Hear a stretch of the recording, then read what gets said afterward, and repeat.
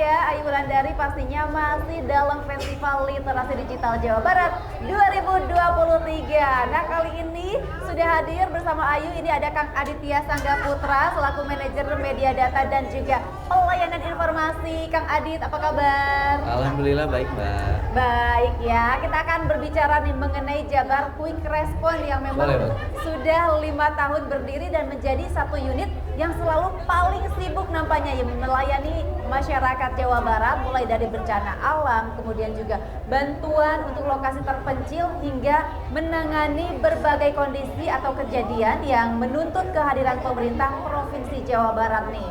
Sebagai unit fungsional kecil, ini Jabar Quick Response ini berhasil menjangkau wilayah yang hampir tak terjangkau. Sekaligus juga berhasil menjadi perpanjangan distribusi bantuan dan juga perhatian dari Gubernur Jawa Barat ya, betul ya Kang ya? Betul. Betul. Nah, selama 5 tahun sejak dibentuk memang sudah lebih dari 150.000 warga Jawa Barat ini menjadi penerima manfaat melalui kerja Jabar Quick Response. Ada lebih dari 3.300 desa dan kelurahan di 27 kota kabupaten yang dapat dijangkau dan direspon masalah yang dihadapi masyarakat. Wah, luar biasa nih ya. Luar biasa, super sekali. Dan untuk lebih memahaminya, kita akan langsung ngobrol sama Kang Adit. Ini memang bisa ya Jabar Quick Response ini semantap ini Kang Adit. Ya, alhamdulillah ya, Mbak, kita selama 5 tahun ini sudah berhasil mendistribusikan bantuan ya, dan juga ada sekitar tadi betul 199.012 penerima manfaat yang tersebar di 3.300-an desa dan kelurahan di Jawa Barat. Kalau misalnya ditanya memang bisa sehebat ini, barangkali ini juga adalah kerja dari semua pihak ya, Mbak ya. Seperti yang bisa dibilang Jabar Quick Response ini kan salah satu program kemanusiaan yang dibentuk oleh Bapak Gubernur. Tentu tanpa dukungan dari unsur pimpinan pemerintah Provinsi Jawa Barat, kami juga tidak akan bisa seleluasa itu dalam membantu masyarakat Jawa Barat gitu. Ya. Baik, jadi sejauh ini fungsinya sendiri apa sih? Ya, Jabar Quick Response ini memiliki fungsi sebagai kanal aduan, Mbak, di Jawa Barat ini. Kami sepanjang 5 tahun ini puluhan ribu aduan sudah masuk kepada Jabar Quick Response, juga sebagai salah satu kanal aduan yang paling dikenal di jajaran pemerintah Provinsi Jawa Barat gitu. Jadi fungsi kami itu adalah mengakselerasi penyelesaian masalah sosial di Jawa Barat.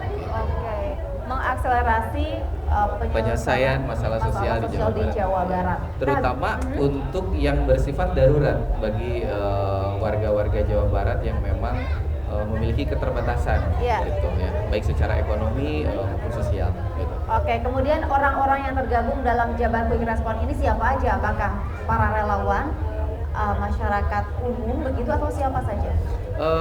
Jabar Quick Response ini sebagai, balik lagi karena kita sebagai program yang sangat inklusif ya Mbak, kurang lebih di Jabar Quick Response itu ada 80 anggota Jabar Quick Response yang berasal dari beragam latar belakang gitu, dari mulai yang komunitas berbasis hobi, ada juga misalnya dari aktivis-aktivis sosial dan kemanusiaan gitu.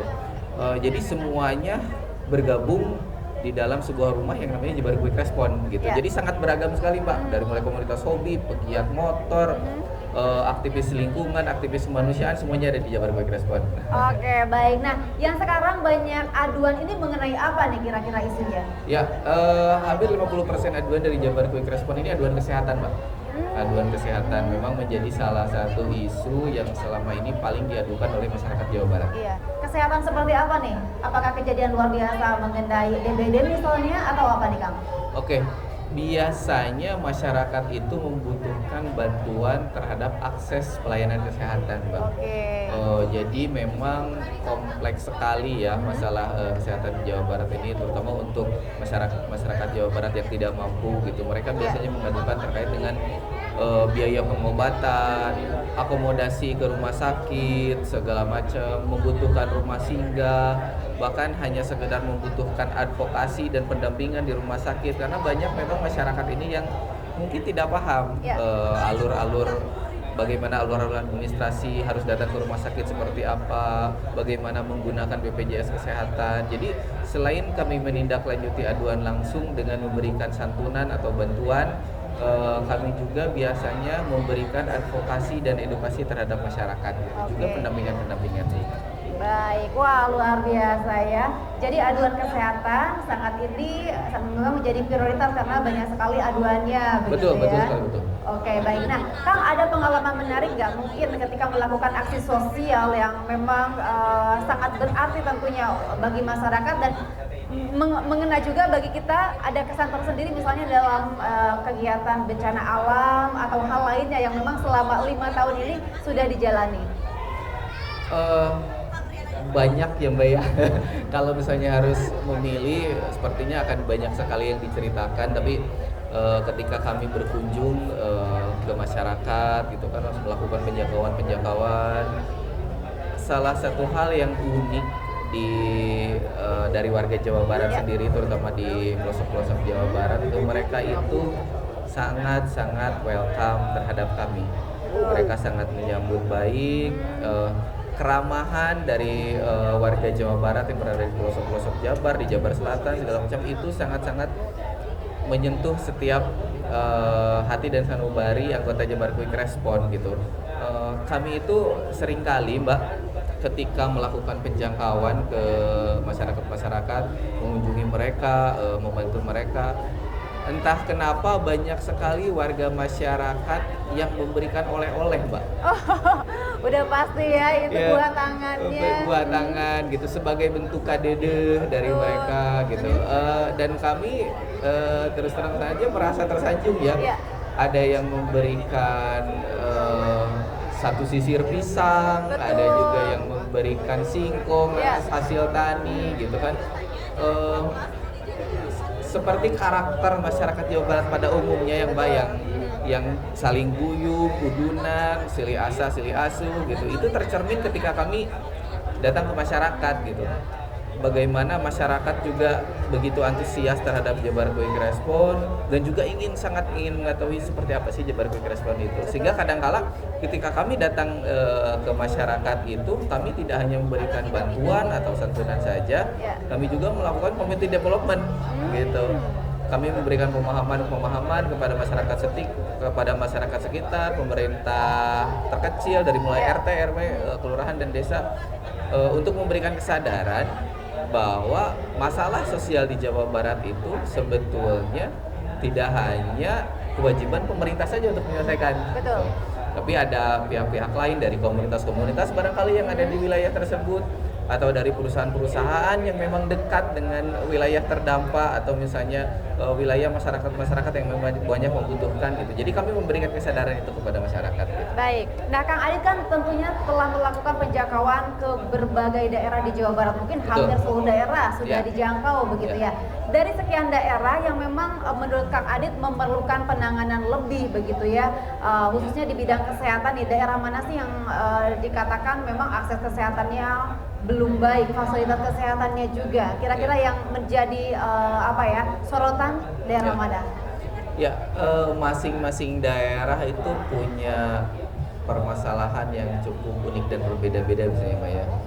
Misalnya masalah kesehatan di wilayah-wilayah urban, mereka banyak membutuhkan bantuan keuangannya gitu kan, atau administrasinya. Tapi kalau misalnya kayak di pelosok-pelosok Jawa Barat Mbak, kebanyakan mereka juga membutuhkan biaya akomodasi. Betul. Membutuhkan ambulan gitu kan, membutuhkan rumah singgah. Ini yang tidak kalah penting Mbak. Kan hampir di 27 kabupaten kota itu salah satu rumah sakit rujukannya itu kan Rumah Sakit Hasan Sadikin ya, yang notabene ada berada di pusat ibu kota Provinsi Jawa Barat itu dari warga masyarakat yang memang jauh dari pusat kota, seperti misalnya di daerah Jabar Selatan, Priangan Timur segala macam. Biasanya mereka membutuhkan bantuan-bantuan terkait dengan rumah singgah, akomodasi, siapa yang menunggu, karena kan orang yang dirawat di rumah sakit itu tidak hanya orang sakitnya saja. Nah, tapi juga orang yang mendampinginya, mereka membutuhkan bantuan gitu kan. Mereka membutuhkan tempat tinggal, mereka membutuhkan uang untuk akomodasi dan segala macam. Nah, ini sebetulnya yang jarang sekali tersorot oleh banyak orang itu, sehingga kami biasanya melakukan banyak advokasi dan juga memberikan pengetahuan kepada mitra-mitra dan organisasi-organisasi yang memang selama ini bekerja sama dengan kami. Gini loh masalah kesehatan di Jawa Barat tuh, barangkali dari teman-teman misalnya ada yang memiliki rumah singgah, kita kerjasamakan, gitu kan. Kalau misalnya memang ada warga yang jauh dari pusat ibu kota dan membutuhkan rumah singgah, kami salurkan ke sana, gitu. Atau misalnya yang membutuhkan ambulan, kami juga terjaring dengan relawan-relawan ambulan di seluruh Jawa Barat, sehingga ketika mereka membutuhkan bantuan, mereka nggak perlu bayar. Mereka nggak perlu bayar, kita yang mengakomodir gitu. Nah, sebetulnya kompleksitas masalah kesehatan di Jawa Barat kurang lebih seperti itu sih, Pak. Baik. Nah, kemudian ketika masyarakat akan mengadukan sesuatu, begitu ya, seperti apa prosedurnya? Ya, sebetulnya kalau misalnya masyarakat memang ingin mengadu ke Jabar Quick Response, banyak platform yang bisa digunakan, Mbak. Kita punya nomor hotline WA yang bisa dicek di akun Instagram kita. Kita punya media sosial di sana. Kita juga punya website gitu. Sehingga teman-teman bisa mengakses Jabar Quick Response lebih mudah dan kapan saja gitu. Mau lewat website, mau lewat media sosial, mau lewat nomor hotline atau WA, itu bisa saja. Atau misalnya karena mungkin banyak warga masyarakat Jawa Barat yang misalnya tidak memiliki akses terhadap internet, ada begitu banyak jaringan relawan di Jawa Barat yang bisa teman-teman temui dan datangi gitu, dan bisa dimintakan pertolongannya untuk membantu mengadukan masalah sosialnya kepada kita gitu. Oke, baik ya. Banyak cara tentunya. Betul. Kemudian se-quick apa responnya, secepat apa responnya ketika dapat aduan? Iya. Tentu bervariatif ya Mbak ya. Kita bisa hitungan jam, bisa hitungan hari gitu kan, tergantung daripada kasusnya gitu. Kalau misalnya memang kasusnya itu membutuhkan pendampingan segala macam yang memang kasusnya sangat sederhana dan darurat, itu bisa dalam hitungan jam kita proses gitu kan, kita respon gitu kan. Karena kami ada yang namanya tim pelayanan informasi yang selama 24 jam, juga beberapa tim operasional yang kami siagakan. Itu bersiaga di kantor Jabar Quick Response, berjaga-jaga apabila memang ada kedaruratan yang dihadapi oleh masyarakat Jawa Barat yang memang membutuhkan pertolongan cepat gitu. Baik, Kang Adit, ada hal yang perlu disampaikan dan perlu diketahui oleh masyarakat Jawa Barat, boleh silakan. Mungkin lebih kepada harapan ya Mbak ya. Kita semua mengetahui bahwa Jabar Quick Response ini sudah 5 tahun melayani warga dan masyarakat Jawa Barat. Harapan kami tentu saja akan ada banyak organisasi-organisasi, komunitas-komunitas, mitra-mitra yang turut bergabung dalam gerakan kemanusiaan ini gitu. Sebab kami dalam visi kami Jabar Quick Response ini tidak hanya sebagai sebuah program saja, tapi harus menjadi sebuah gerakan sosial yang dapat menggerakkan banyak pihak untuk turut serta riuungan gitu ya, menyelesaikan masalah sosial di Jawa Barat sehingga penyelesaiannya lebih cepat gitu. Harapan kami seperti itu. Semakin banyak yang terbantu, semakin banyak komunitas-komunitas dan seluruh lapisan masyarakat yang bergabung dengan Jabar Quick Response. Baik,